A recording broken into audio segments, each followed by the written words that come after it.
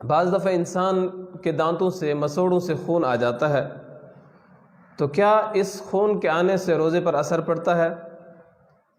اگر انسان کے دانتوں سے مسوڑوں سے خون آیا اور انسان کو یقین ہو کہ یہ خون حلق کے اندر چلا گیا ہے، تو پھر تو اس سے روزہ ٹوٹ جائے گا اور دوبارہ اس کی قضا لازم ہوگی، اور اگر یقین نہیں ہے تو پھر روزہ نہیں ٹوٹتا۔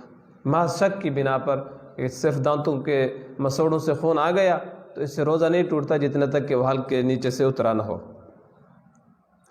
اسی طرح وضو کرتے وقت، غسل کرتے وقت اگر کسی انسان نے کلی کی اور کلی کرتے وقت انسان کا وہ جو منہ کے اندر پانی تھا وہ انسان کے حلق سے نیچے چلا گیا تو اس سے بھی روزہ ٹوٹ جاتا ہے اور اس روزے کی قضا لازم ہوگی۔ روزے کی حالت میں گانا بجانا، گانا سننا، کیا ان چیزوں سے روزے پر اثر پڑتا ہے یا نہیں پڑتا؟ یاد رہے کہ وہ چیزیں ہیں جو عام حالت میں بھی منع ہیں، چاہے انسان کا روزہ ہو چاہے روزہ نہ ہو۔ گانا سننا یا گانا گانا عام حالت میں بھی یہ منع ہے۔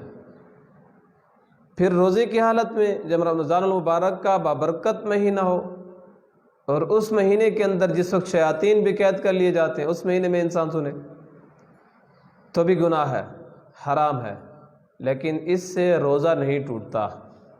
روزے کے ثواب میں کمی آئے گی، ثواب پورا نہیں ملے گا، لیکن اس سے روزہ ٹوٹتا نہیں ہے۔ گانا سننا اور اسی طرح باجے وغیرہ، بانسریاں وغیرہ یہ چیزیں بجانا، یہ روزے کی حالت میں بھی حرام ہے اور روزے سے باہر بھی جب انسان کا روزہ نہ ہو پھر بھی حرام ہے، لیکن روزہ اس سے ٹوٹتا نہیں ہے، البتہ گناہ ہوتا ہے۔